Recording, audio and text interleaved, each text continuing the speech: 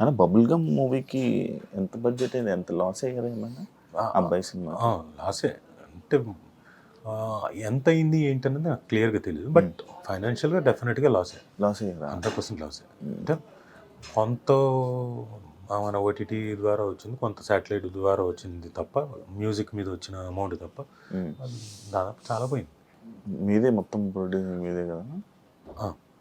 Roshan career విషయంలో ఎలాంటి జాగ్రత్తలు తీసుకుంటున్నారు అన్న?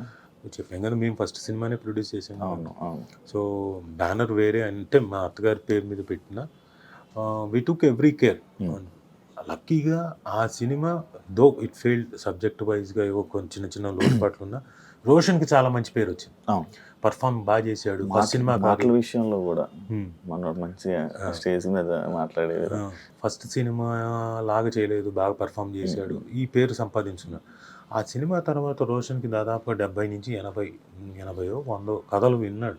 1 year అన్ని స్టోరీస్ విన్నాడు. వచ్చాయి. నాకు వినడం సంగతి దేవుడు ఎరుగు, వచ్చాయి అంటున్నాం. అదే అంటే వాళ్ళు ఒక ఓకే కుర్రాడు కొంచెం ప్రాస్పెక్టివ్ అనుకుంటేనే కదా వస్తారు ఎవరైనా చెప్పడానికి. అలా వచ్చి పాపం కథలు చెప్పారు. సో ఈ సందర్భంగా వచ్చి కథలు చెప్పిన ప్రతి ఒక్క డైరెక్టర్కి రైటర్కి చాలా చాలా థ్యాంక్స్. అంటే వాళ్ళకి అనిపించి వచ్చి రోషన్కి కథలు చెప్పి డెఫినెట్గా మీ అందరి కథలు మెటీరియలైజ్ అవ్వాలని నేను మనస్ఫూర్తి కోరుకుంటున్నా, ఐ డ్రీమ్ సాక్షిగా. నాకు అది ఆనందం అనిపించింది. So Roshan was successful. తర్వాత ఇప్పుడు వాడు హీస్ బీన్ సెలెక్టివ్ కొన్ని, ఎందుకంటే అంతకుముందు జరిగినట్టు జరగకూడదన్న ఉద్దేశంతో ఈజ్ సెలెక్టివ్. ఇంకా మిగతాది ఇంకా తను కూడా తన బాడీని, మిగతా హార్స్ రైడింగ్లు ఇవన్నీ కూడా కాన్స్టెంట్గా నేర్చుకుంటున్నాడు. మనోడికి ఇష్టమా అన్న సినిమాలు? విపరీతం. నేనేం ఫోర్స్ చేయలేదు, నాకన్నా విపరీతం వాడికే ఇష్టం సినిమా. వాడు లీస్టాస్బర్గ్కి వెళ్ళి నేర్చుకున్నాడు యాక్టింగ్, అమెరికా వెళ్ళక ముందు వాళ్ళ తాత దగ్గర నేర్చుకున్నాడు ఒక 2 months, 1.5 month 2 months, అది కరెక్ట్ గుర్తులేదు. సో అదొకటి. తర్వాత ఇక్కడికి వచ్చి పాండిచేరిలో ఆదిశక్తి దగ్గర వెళ్ళి ఒక 40 రోజులు ఏదో నేర్చుకున్నాడు. డిఫరెన్స్ ఏంటన్నా నేర్చుకునే యాక్టింగ్కి నేర్చుకోలేని యాక్టింగ్? ఏం లేదు, ఇప్పుడు మీరు నేర్చుకొని వచ్చారనుకోండి జాబ్ వెంటనే వస్తుంది కదా, సర్టిఫికేట్ ఉంటుంది, జాబ్ వెంటనే వస్తుంది. లేదంటే కూడా మీకు జాబ్ వస్తుంది, కాకపోతే ఆ జాబ్లోకి మీరు రావాలంటే ఎంతకాలం పడుతుంది? సెట్ అవ్వడం ఒక 5 ఏళ్ళు 10 ఏళ్ళు పడుతుంది. ఏది జాబ్ నేర్చుకుంటారు, వస్తుంది, 10 ఏళ్ళు పడుతుంది. కాకపోతే ఇప్పుడు సర్టిఫికేట్ ఉంది కాబట్టి ఇదిగో ఈ జాబ్లోకి మేనేజర్గా వెంటనే పోస్టింగ్ వస్తుంది, అంతే అంతే తేడా. కాకపోతే ఇందులో నేర్చుకున్నప్పుడు ఏంటంటే మెళుకువలన్నీ మీరు ఇక్కడికి వచ్చి సెట్ ముందు కెమెరా ముందు నేర్చుకోరు. ఆ ఇన్స్టిట్యూషన్లో అక్కడ నేర్చేసుకుంటారు ముందు, అన్ని రెడీగా ఉంటారు. ఇప్పుడు యుద్ధానికి వచ్చేటప్పుడు ఏం చేయాలి? ఎవడైనా మొత్తం రెడీ చేసుకొని యుద్ధం తాలూకు ఏదైనా మొత్తం అన్ని రెడీ మనం అంతా ఫిజికల్గా ఫిట్గా ఉండి యుద్ధం తాలూకు బోజ్ ఏంటి, ఆరోజ్ ఏంటి, మనకున్న అస్త్రాలు ఏంటి, ఇవన్నీ తెలుసుకొని వస్తే యుద్ధం చేయగలుగుతాడు. లేకపోతే ఏం చేస్తాడు? ఆ అస్త్రాలన్నీ అందించాలి పక్క నుండి. సో ఎవరైనా వచ్చేటప్పుడు నేర్చుకొని వచ్చినప్పుడు చాలా ఈజీ అవుతుంది.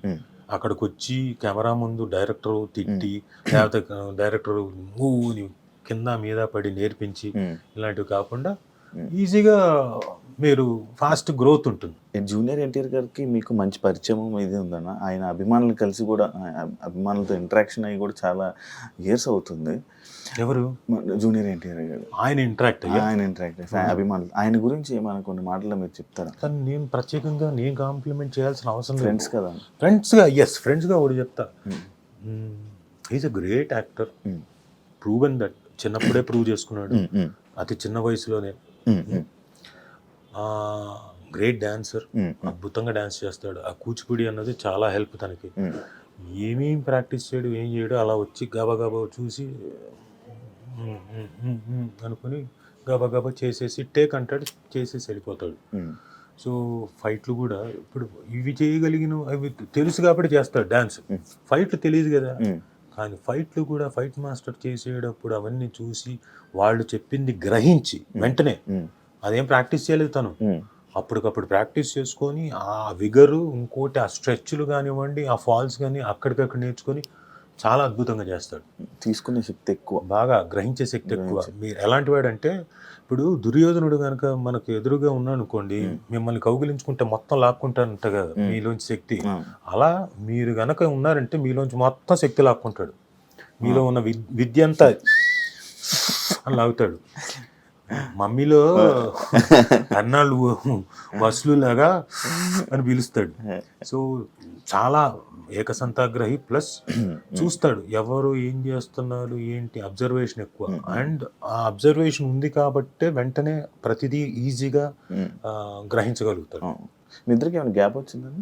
గ్యాప్ ఏం లేదు, మా ఇద్దరు గ్యాప్ ఏంటి, గ్యాప్ అనుకుంటారు జనం. అనుకుంటున్నారు అంటే పెళ్ళైన తర్వాత కూడా నేను పక్కనే ఉండాలి, నైట్ 12 గంటల వరకు ఉండాలంటే సాధ్యమా?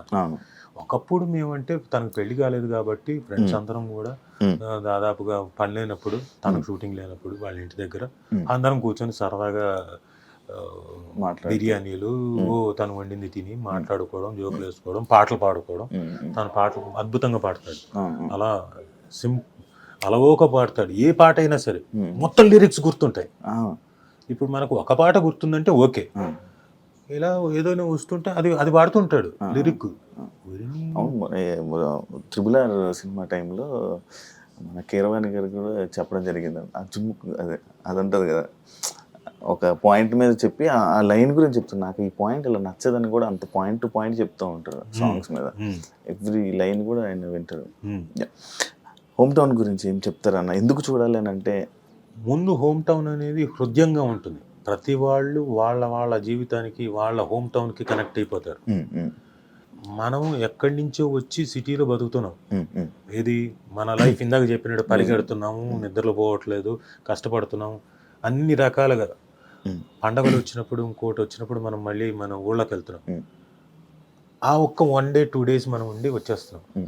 బట్ హోమ్ టౌన్ చూసిన తర్వాత ఏం చేస్తారంటే, అట్లీస్ట్ మనం సంవత్సరానికి 3 సార్లన్నా వెళ్ళి ఒక్కొక్క 3 రోజులు 4 రోజులైనా ఉండి మన హోమ్ టౌన్తో కనెక్ట్ అవుదాం, మనం అక్కడ గడిపోద్దాం అని ఫీల్ అవుతారు. ఎందుకంటే మన జ్ఞాపకాలు చాలా ఉండుంటాయి అక్కడ.